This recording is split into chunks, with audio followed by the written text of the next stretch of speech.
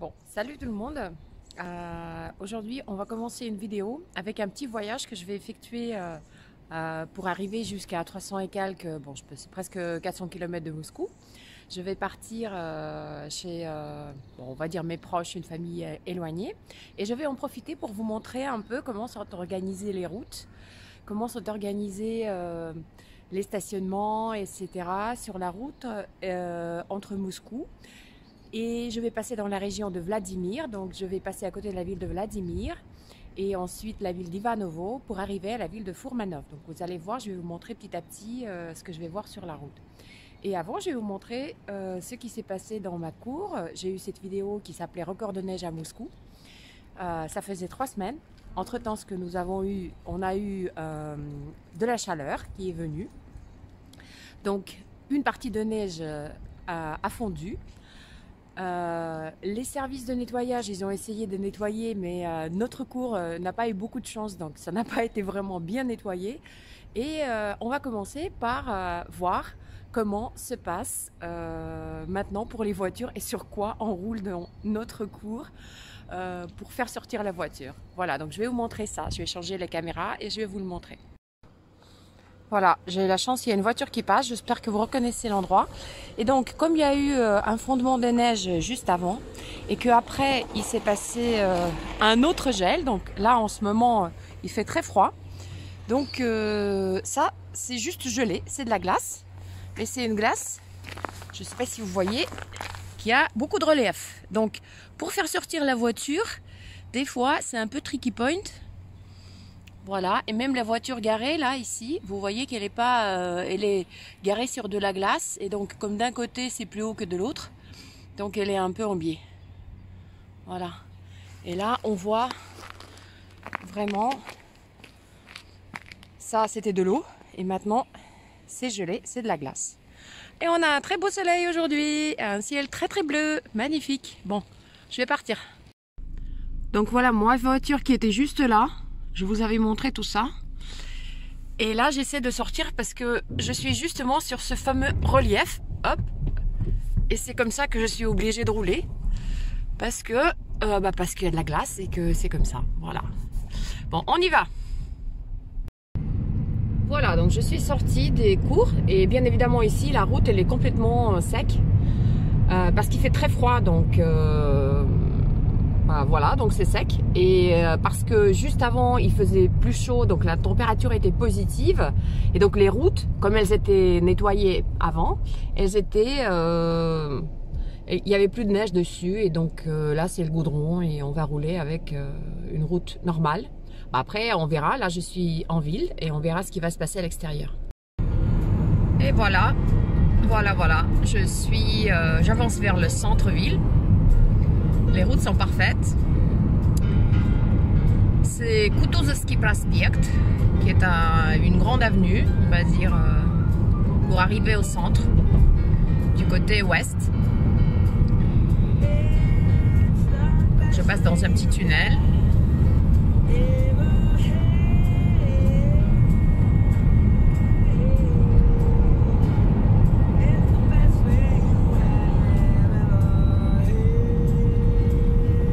Vous voyez un monument à côté, c'est un monument pour la guerre. Vous voyez un des gratte-ciel de Moscou.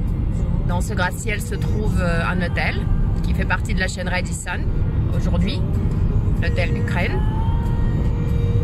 Et tout devant, vous voyez, donc ça c'est le bâtiment qui était à l'époque, c'est le bâtiment qui ressemble à un livre ouvert, qui était à l'époque le bâtiment de notre, comment ça s'appelait déjà avant, à l'époque soviétique, l'Union des pays de l'Est, je ne sais plus comment ça s'appelait exactement, l'Union économique des pays de l'Est. Et juste à gauche, la Maison Blanche, ça vous connaissez, la Maison Blanche, où se trouve le gouvernement de la Russie. Voilà, donc en même temps on a fait un petit tour. J'avais pas pensé de vous faire un tour de ville, mais je me suis un petit peu plantée de route et du coup je passe à côté du Kremlin. Donc je me suis dit il faut que je vous montre quand même parce que c'est vraiment très beau. Surtout vu de ce côté-là, c'est très joli. Voilà, donc je m'approche du Kremlin et je vais passer sur le quai à côté du Kremlin. Bon, je vais pas peut-être filmer tout, mais quand même. Il y a les travaux sur un pont qui est là, pas très joli. Bah quand même, ça vaut le coup. Ça vaut le coup quand même, c'est quand même beau. C'est quand même beau, même si la vidéo elle est destinée à vous montrer ce qui se passe à l'extérieur de la ville, bah ça reste beau. Voilà, j'arrête. Et je vous avais montré tout à l'heure l'hôtel Ukraine qui faisait partie des gratte-ciel de Moscou. Quand je dis gratte-ciel de Moscou, je sous-entends tout le temps c'est les 7 gratte-ciel de l'époque stalinienne qui étaient construits dans les années 50. Après, bien évidemment, on en a eu d'autres, le City surtout. Et là, je passe encore un autre, du coup, celui-là, il fait immeuble. Donc, à l'époque soviétique, il y a eu des grands scientifiques, des artistes qui ont été logés dans cet bel immeuble, juste à côté de la rivière Moskova. C'est très joli. Bon, comme je vous ai déjà expliqué, j'étais en train de traverser la ville de la partie ouest vers la partie est. Et je vais sortir sur l'est. Et ici, vous voyez, il y a un peu plus de voitures. De l'autre côté, c'est un grand parc, ce qui est pas mal. Et là, il y a un peu de maisons encore de l'époque stalinienne. Ça, c'est la première maison que vous voyez là, c'est l'époque stalinienne. Et après, juste un peu plus loin, ça doit être des maisons des années 70, je pense. Quelque chose comme ça. Et ça fait la façade de l'avenue des chaussées des enthousiastes, si je traduis en français le nom de la chaussée. Je vais bientôt sortir de la ville. Voilà, c'est organisé comme ça. Les bâtiments des années 70, ça c'est certainement 60-70. Voilà, je vais bientôt sortir de la ville. Ça doit être 90, des années de construction de ces maisons-là. Moscou est une ville qui est grande. Le périphérique de Moscou, il fait, je crois, 110 km, 109. Et pour traverser d'un côté à l'autre, le périphérique, il a une forme un peu ovale, donc c'est pas pareil. Ça dépend dans quel sens vous avancez. Mais en moyenne, c'est 17 km pour traverser d'une partie de périph' à une autre dans la ville. Et le périphérique de Moscou, il est très chargé. Il y a plusieurs voies, donc je ne pourrais pas vous le montrer parce que moi je traverse. Je vais traverser, je crois, ici, la sortie de la ville se fait, donc on va passer par en dessous. Mais vous voyez là-bas les ponts, c'est le périph'. Et oui, c'est ça que vous voyez sur le pont, c'est la circulation sur le périphérique. Il s'appelle MOKAT, c'est abrégé, ça veut dire la route automobile circulaire de Moscou. Et voilà, je passe en dessous. Je passe en dessous. Et ce n'est plus Moscou. Maintenant, le voyage commence. L'aventure des régions et des routes à l'extérieur de la ville. Voilà, on vient de sortir, mais vous voyez, il y a toujours des immeubles ici, des HLM, comme vous les appelez en France. Et il y a un peu de points de vente, des centres commerciaux, des trucs de voitures. En général, ça se passe comme ça, parce que Moscou ne possède pas suffisamment de place pour tous les gens et c'est plus cher qu'habiter à Moscou qu'à l'extérieur. Donc des gens qui travaillent sur Moscou, souvent ils cherchent des appartements un peu moins chers dans des quartiers déjà à l'extérieur ou dans les villes satellites, parce qu'il y a beaucoup de villes satellites autour de Moscou. Voilà. Et comme la circulation des camions est interdite à Moscou, et là ils viennent d'interdire aussi la circulation des camions sur le périphérique, donc du coup dès qu'on sort on commence à voir plus de camions et c'est très différent. Bon, je sais pas si je vous ai manqué, mais je me suis dit peut-être qu'il faut apparaître de temps en temps aussi sur la vidéo. Donc là je fais ce qu'il faut pas faire, donc je conduis, je fais la vidéo en même temps. C'est pour vous dire que en Russie on n'a pas un système d'autoroute. Donc moi j'ai, on va dire 370 je crois kilomètres à faire aujourd'hui. Ça veut dire que je vais, bon moi je suis pas un speedy man, je roule pas super vite. J'essaie de faire attention aussi parce que quand même il y a des restrictions de circulation, de vitesse pour ne pas recevoir d'amende. Les amendes pour la vitesse, elles ne sont pas considérables. Je veux dire, si je compare à la France, je crois que vous ça part de 80 €. Nous, ça part de 500 roubles. Qu'est-ce que ça fait 500 roubles? Ça fait, je pense, ça doit faire 6-7 €, un truc comme ça. Et si vous payez moins qu'en un mois, vous avez 50% de remise sur l'amende que vous payez. Et vous êtes taxé par les caméras à partir du moment que vous n'avez pas dépassé de 20 km. Ça veut dire que si c'est autorisé de rouler à 80, vous êtes amendé si vous roulez à plus que 100. Je sais que ça paraît, très tolérant à des Européens, mais pour l'instant c'est comme ça. Ils discutent de changer la règle, mais pour l'instant ça reste comme ça. Mais bon, quand même, les amendes, c'est pas bien d'en recevoir. Donc je fais attention et je roule pas très vite. Là, je roule à 60 km/h. Bon, mais je vais rouler un peu plus quand j'arrête la vidéo. Je passe dans une des villes satellites que je vous ai dit. Donc les gens qui travaillent sur Moscou, ils cherchent vraiment à se faire loger à l'extérieur. Donc la ville de Reutov est ici. Et la route passe par cette ville. Voilà.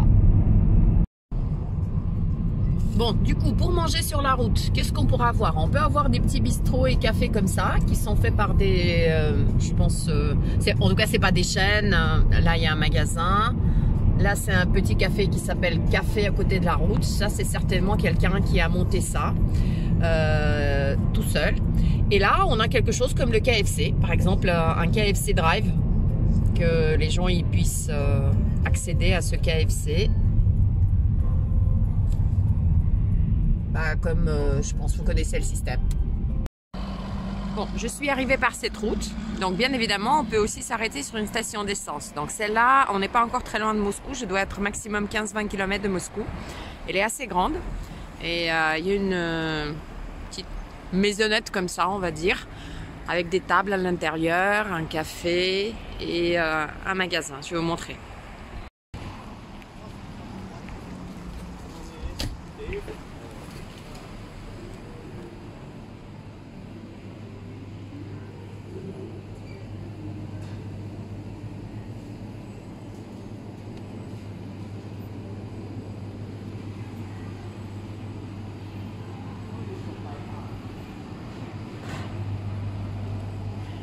Мороженое кольцо. Ага.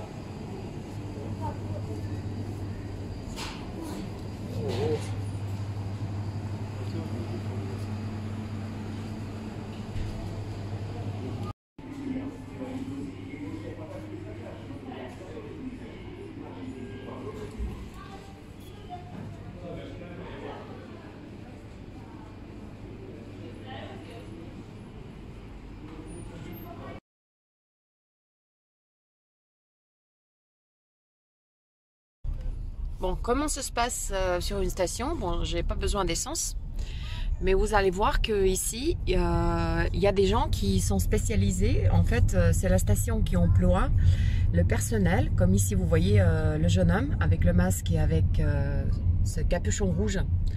Donc c'est lui qui va servir, l'essence. Donc quand vous arrivez, vous lui dites quel type d'essence vous voulez, vous lui dites combien. Et il vous dit, votre numéro de station est, on va dire, 12. Après, vous rentrez dans la maisonnette où se trouve, comme je vous ai montré tout à l'heure, où se trouve le magasin, le paiement, etc. Et les filles qui sont là, qui sont en train de servir les boissons, payer le chocolat et tout ça. Donc ces filles-là, à un moment donné, quand elles voient sur leur ordinateur que votre numéro 12 est servi, ça va s'afficher chez elles et donc elles vont crier, on va dire comme ça, le numéro 12. Et donc ça veut dire que vous pouvez procéder au paiement. Donc vous vous approchez de la caisse chez elles et vous payez, et en même temps, si vous avez pris des petits trucs, des chocolats ou je sais pas quoi, vous pouvez payer tout en même temps. Donc voilà, ça se passe comme ça. En principe, après, Vous pouvez prendre le ticket et le montrer au serveur, mais en général, personne ne le fait, donc c'est plus sur la confiance. Donc c'est comme ça qu'on prend l'essence ici. Mais c'est plutôt sur les grandes stations. Après, on verra des stations plus petites, ça va pas être pareil, il n'y aura pas de serveur. Je vous disais qu'on n'a pas d'autoroute, mais en fait si, on en a. Comme là, vous voyez sur le truc vert, c'est marqué que vous pouvez tourner sur une autoroute. Mais il y en a tellement peu. Ça, c'est l'autoroute pour aller à Nijni Novgorod. Mais il y en a vraiment très très peu. Donc là, vous avez, je ne vais pas la prendre parce que je ne vais pas là-bas. Vous avez des panneaux avec des prix, etc. etc. Mais c'est vraiment en développement en Russie, les routes payantes, les autoroutes payantes. Et voilà, je suis à 60 km de Moscou, donc le paysage a changé, il y a de la verdure. Vu qu'on est au mois de mars et qu'il y a de la neige, c'est pas très vert, mais quand même il y a des forêts.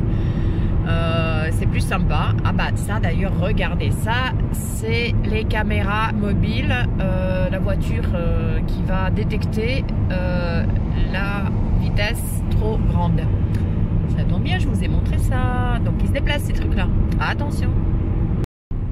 Ah bah là c'est trop sympa, je sais pas si vous le voyez bien, mais c'est un phénomène assez rare. Il y a la neige et le soleil en même temps. Des fois il y a la pluie et le soleil en été, mais la neige et le soleil en même temps, c'est vraiment vraiment très rare. Donc bon, j'adore en tout cas, c'est très très très sympa.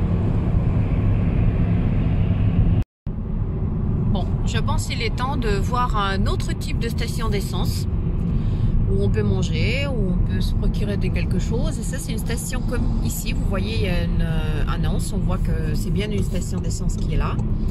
Et là aussi, il y a une petite bâtisse, mais plus petite que l'autre.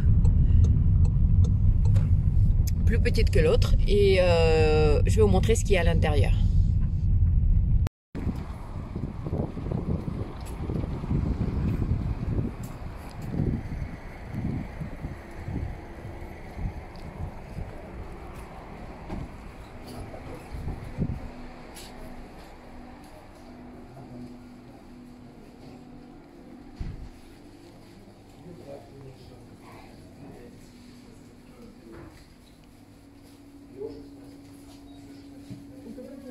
Здравствуйте. Где у вас туалет? Туалет у вас?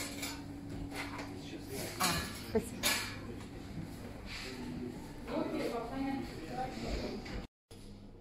Et voilà la zone des toilettes, parce que c'est important aussi. Voilà, c'est plus petit, mais ici pareil, vous voyez, il y a un employé qui sert les gens en essence. Il me reste à peu près 1 heure de route jusqu'à la ville de Vladimir. Et là, vous voyez, je passe un village, je vous montre comme ça, si vous êtes curieux de voir les maisons en bois dans des villages. Il y en a que les gens commencent à refaire, il y en a, peut-être pas dans ce village-là, je trouverais qu'ils sont... Ah ben voilà, celui-là il doit être abandonné. Donc, c'est comme ça, folklorique, très varié. Je traverse la ville de Vladimir, une ville de 350 000 habitants, qui est une destination touristique à cause des églises qui datent de 12e, 13e, 14e siècle, qui ont marqué l'histoire de la Russie à l'époque de la fondation de l'État russe par le comte Vladimir. Donc je m'approche de la partie historique et ça c'est les Golden Gate du coin, ça veut dire les portes d'or de la ville de Vladimir, mais qui sont beaucoup plus anciens que ceux de l'Amérique. Un mariage sous les Golden Gate de la ville de Vladimir.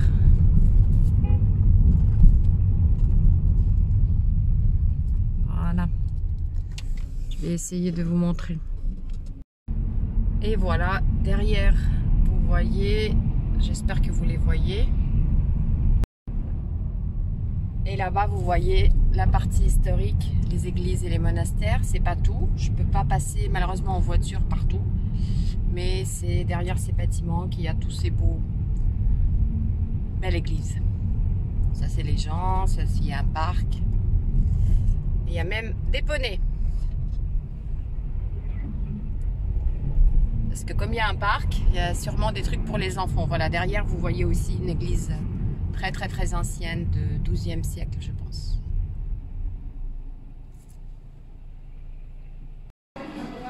Et voilà, petit café avec un paysage qui neige. Je ne sais pas pourquoi ils ont installé les tables dehors. Je n'ai aucune idée. Il n'y a personne qui vient s'asseoir dehors en tout cas. Et voilà, j'ai passé la ville de Vladimir. Je suis à côté d'une autre ville très touristique, Souzdal, que vous pouvez peut-être apercevoir à l'horizon, quoique ça peut être un petit peu loin. Je ne sais pas si vous voyez, voilà, des églises. Et à partir d'ici jusqu'à la ville d'Ivanovo, de mémoire, les stations d'essence comme je vous ai montré avec des petits cafés, des toilettes et tout ça, il n'y aura plus. Parce que le principe général ici, c'est que quand il y a beaucoup de trafic, il y a tout ce que vous voulez. Dès qu'il y a moins de trafic, il n'y aura que des stations où vous pouvez juste payer votre essence. Mais je vais certainement vous en montrer une. Rien de spécial ici, à part que je trouve ça très joli. La route avec des bouleaux de deux côtés, des arbres, une forêt comme ça. Donc je suis toujours entre Souzdal et Ivanovo.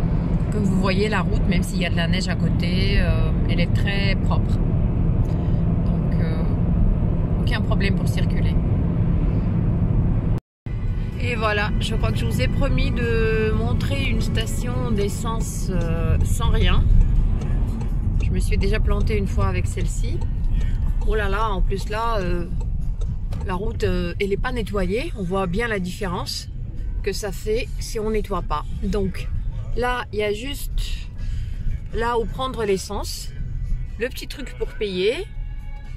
Pas de porte, rien. Donc, pas de possibilité de faire pipi, d'acheter une bouteille d'eau. Malheureusement, pas ici. Pas ici. Bon, je reviens sur la route et on continue. Voilà, j'arrive dans la ville de Ivanovo. Ici, comme vous voyez sur cette pancarte, il y a tout ce que vous voulez, y compris le KFC. Ça va être. Je ne suis pas sponsorisée par KFC, hein, ça c'est sûr. Donc, j'en profite pour parler un petit peu aussi de comment on est flashé en Russie. Vous avez déjà vu dans ma vidéo les voitures qui sont en dehors des villes, des fois avec des caméras qui flashent les voitures. Sinon, en général, on a des caméras qui sont accrochées à des poteaux, qui sont accrochées à des gros trucs au-dessus de la route. Et normalement, si vous mettez le GPS, il vous indique. Il vous indique ce qu'il faut. Et si vous voyagez en Russie, moi je vous conseille d'utiliser plutôt Yandex que Google.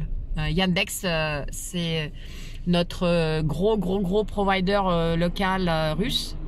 Et les meilleures cartes de la Russie sont chez Yandex. Donc Yandex, en fait, c'est un système de search. C'est comme Google. En Russie, c'est plus populaire que Google, même pour la recherche, pour tout.